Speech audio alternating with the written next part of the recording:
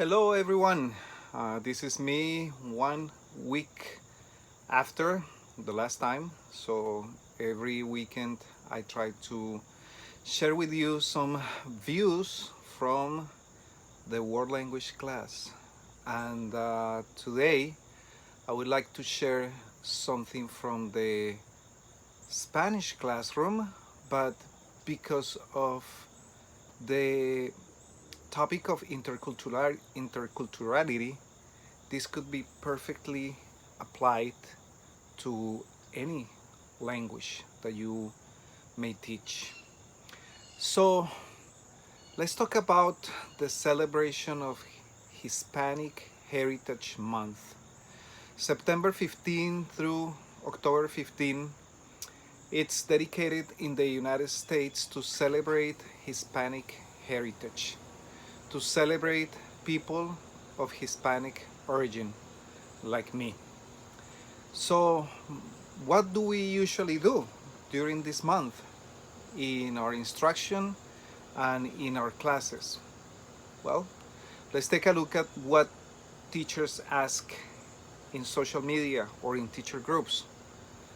Do you have an activity to celebrate Hispanic Heritage Month?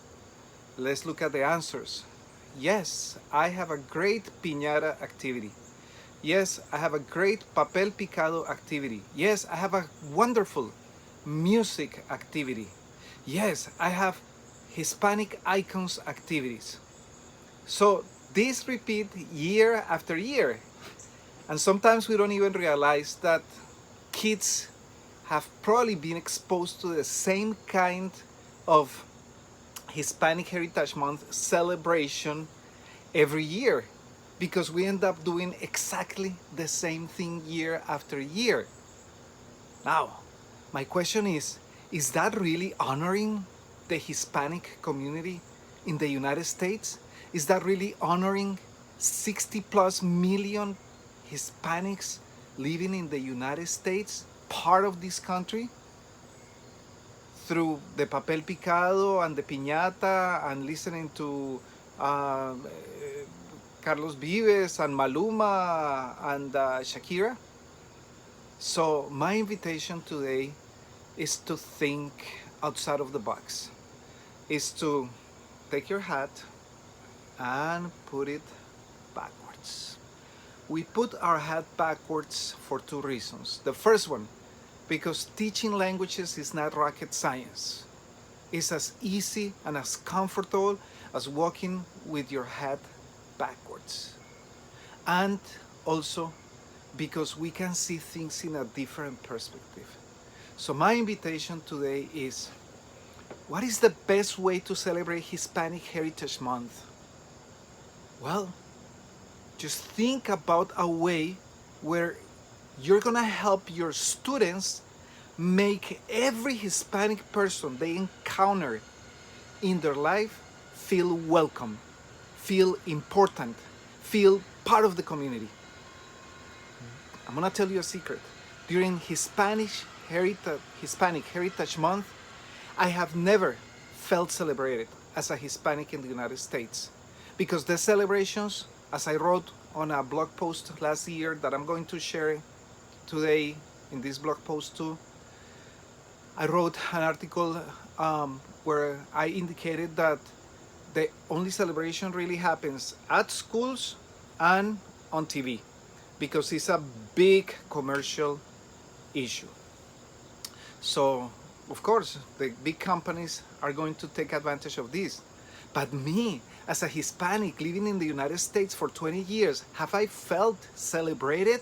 Have I felt honored during Hispanic Heritage Month? No. So instead of doing the papel picado, the piñatas, and the mariachi, and the food that can be very stereotypical, it's just the tip of the iceberg. Let's go under the iceberg and let's help our students understand that the Hispanic community in this country is part of the community and is a vibrant and important working community that enriches this country. Let's teach them that if they encounter a Hispanic person, especially during Hispanic Heritage Month, We're gonna tell them, hey, happy Hispanic Heritage Month. That goes a long way. Allowing them to say this to someone that they usually do not connect with, and to allow them to see the importance of the Hispanic community in the United States is the best celebration that the Hispanic community in the United States can have during this Hispanic Heritage Month. As I said before, I'm gonna share links to one blog post that I did last year for Wayside Publishing, and also I'm going to share a presentation on the stereotypes, the most common stereotypes of Hispanics in the United States that I did for Pearson last year as well. So you can take a look and use this as part of your planning. So thank you so much, and I'll see you next time. Adios.